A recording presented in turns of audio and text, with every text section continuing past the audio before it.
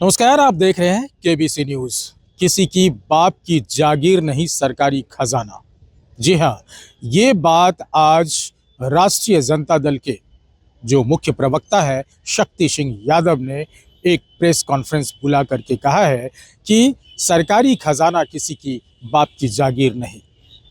मसला ये है कि जिस तरह से दिल्ली में बिहार भवन है, बिहार भवन को फिर से बनाया जा रहा है और उसको तोड़ा जा रहा है, उसको ज़मींदोज़ किया जा रहा है। इस मसले को लेकर के राष्ट्रीय जनता दल आग बबूला है। आग बबूला भी क्यों ना हो, 1992 में तत्कालीन बिहार के मुख्यमंत्री लालू प्रसाद यादव ने उसे बनवाया था। लेकिन इस बात को लेकर के अब राष्ट्रीय जनता दल के कार्यालय में आज प्रेस वार्ता करके शक्ति सिंह यादव ने क्या कुछ कहा है सरकार को और क्या क्या सवालात किए हैं, सुनिए जरा। साथियों, आप लोग को हम लोगों ने आज नए वर्ष में प्रेस वार्ता करने के लिए आपको आमंत्रित किया। सवाल चूंकि महत्वपूर्ण है, मामला राज्य के खजाने से है, मामला सरकार के खजाने की फजूल खर्ची पर है। आप जानते हैं कि 3 लाख करोड़ से अधिक के बिहार पर कर्ज है। आप ये भी जानते हैं कि 25,000 रुपया प्रति व्यक्ति 25,000 का लगभग कर्जदार है जो पैदा लेता है।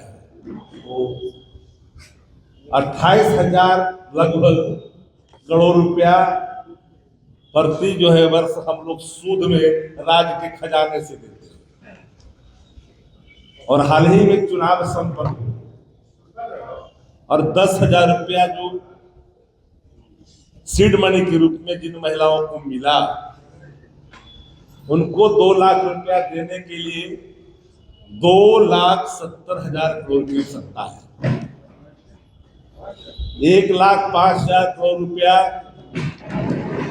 वेतन पेंशन से लेकर सर्विसमेंट कई मदों में खर्च होते हैं, यानी लबोलबा 4 लाख करोड़ की सत्ता है, जबकि राज्य का बजट अभी 3,18,000 करोड़। हम लोगों ने कहा कि भाई बिहार की सरकार राज्य के खजाने पर श्वेत पत्र जनता के बीच में सार्वजनिक करे। सवाल नंबर 2,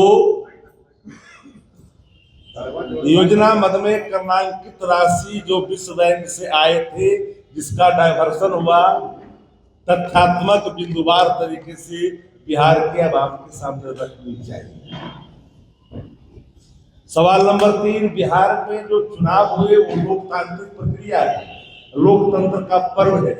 उल्लास के साथ 5 वर्ष में आदमी वोट देता है और अपने मनपसंद की सरकार चुनती है। चुनाव कोई आपदा नहीं है, आपदा से भी राशि निकाली गई चुनाव में, उस पर भी स्थिति स्पष्ट करनी चाहिए।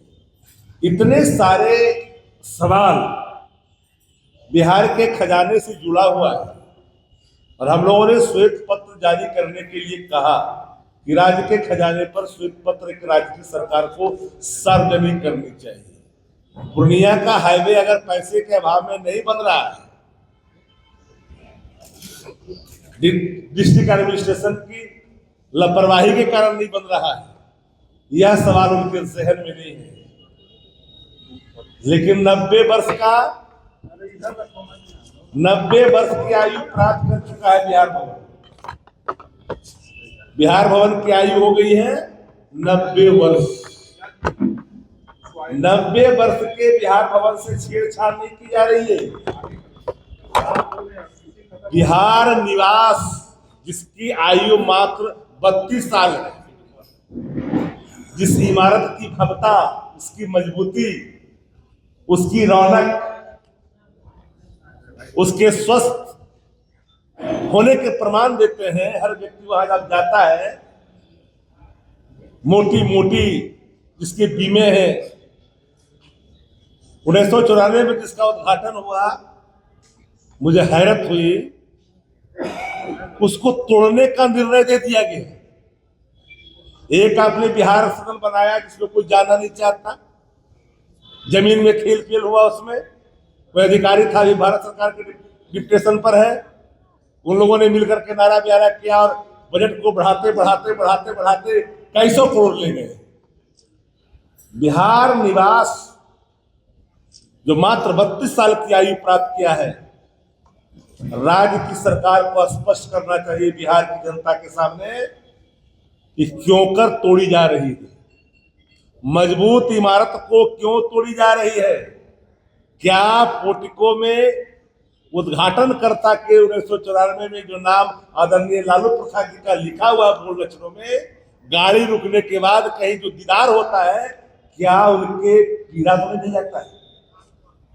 ईर्षा के भाव से बिहार के खजाने को अगर लुटाइएगा और स्वस्थ इमारत को, 32 साल की इमारत को आप डिमोलिश कर करके आप नया बनाइएगा, फिर उसमें 1000 करोड़ रुपया, 500-700 करोड़ रुपया खर्च करिएगा, वो पैसा का किसका है?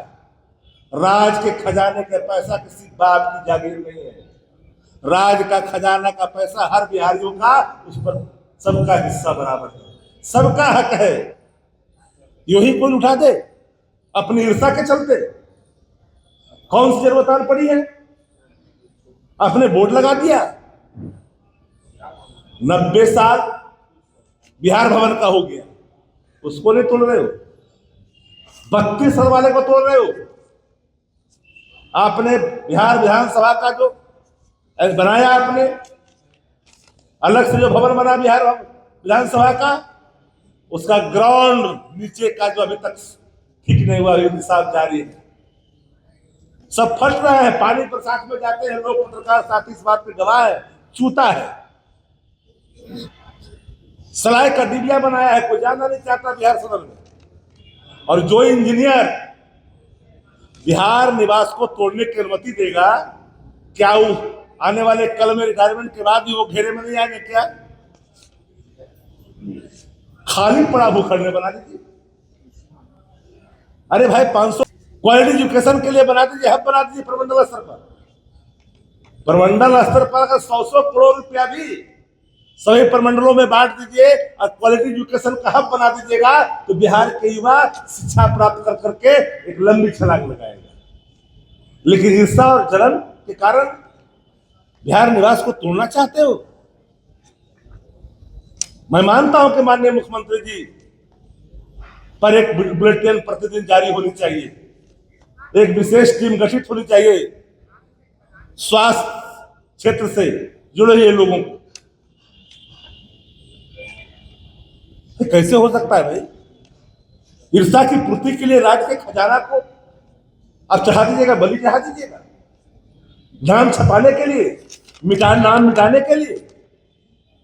हर कोई वहां पर, कोई नहीं चाहता, अधिकारी तक नहीं चाहता कि टूटे, भारतीय जनता पार्टी के नेता भी नहीं चाहते कि वो टूटे। हम सब द रिकॉर्ड सभी मंत्रियों ने कहा, सभी लोगों ने कहा कि ये गलत हो रहा है, लेकिन इनकी ईर्षा तोड़ने पर आमदा। बिहार की जनता के सामने इन बातों को, क्योंकि ऐसा नहीं होता, कानून के अनुपालन करवाने वाले अधिकारी ही कानून को तोड़ करके पद पर रहते भर में अगर वो निकल जाएंगे तो आने वाले कल में कानून को माफ करते हैं, ऐसा संभव नहीं होता। शेर की सवारी करने वालों को याद रखनी चाहिए, जिस दिन शेर से उतरोगे शेर खा जाएगा। शेर की सवारी करते हो तो कानून के हिसाब से चलो, और कानून के हिसाब से नहीं चलोगे तो कल कानून आपको जीने नहीं देगा। इसलिए हम लोगों ने कहा कि राज्य की सरकार पूरे तथ्यात्मक तरीके से, सरकार के अधिकारी, सारे अधिकारी को बैठ करके पीसी करने के स्थिति स्पष्ट करनी चाहिए, एक टीम गठित करे और गठित कर करके अस्थल स्थिति बताए बिहार निवास के बारे में। क्या उसकी मोटी मोटी दीवारें, हाल ही में 2 करोड़ से अधिक की राशि खर्च हुआ है सौंदर्यीकरण पर, हाल ही में।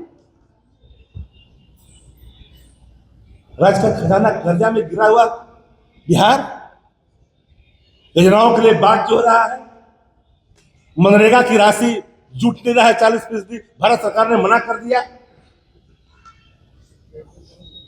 जानकर के आश्चर्य होगा, 2500 करोड़ से अधिक पैसे सिर्फ बकाया भी है हमारे मजदूरों को बिहार में। पैसा आ नहीं रहा है, सकारात्मक राजनीति पर बल क्यों नहीं देना चाहिए? दिन भर तो लोग उब जाते हैं, फल्ला ने फल्ला बोला, फल्ला ने फल्ला बोला, उसी पर क्रिया प्रतिक्रिया, लेकिन राज के। तो आपने सुना, शक्ति सिंह यादव ने कहा कि जो पैसे खर्च किए जा रहे हैं ये पैसे बेकार है और बर्बाद हो जा रहा है। इससे पहले ही बताया जा रहा है कि कुछ साल पहले ही उसके नवीनीकरण के लिए 2 करोड़ रुपए लगे थे। लेकिन शक्ति यादव का एक सवाल ये रहा कि इस पैसे को क्यों ना प्रमंडलीय स्तर पर एक क्वालिटी एजुकेशन के लिए हब बनाया जाए। इन तमाम चीज़ को लेकर के सरकार को घेरते हुए दिखे और सरकारी खजाना को खाली करने से रोकने की अपील की है। Amlesh Anand, KBC news, Patna. Real diamond सच्चा गहना, बनेगी दुल्हन मेरी बहना। कल्याण ज्वेलर्स लेकर आया। पहने मम्मी पहने बहना, गोल्ड हो या डायमंड, वेडिंग कलेक्शन हो या पार्टी कलेक्शन, कल्याण ज्वेलर्स जैसा कोई नहीं। डिजाइनों का जबरदस्त कलेक्शन। कल्याण ज्वेलर्स शोरूम मिर्चाई बाड़ी कटिहार। अब वसूल होगा आपका पूरा पैसा। नहीं है कोई कल्याण ज्वेलर्स जैसा।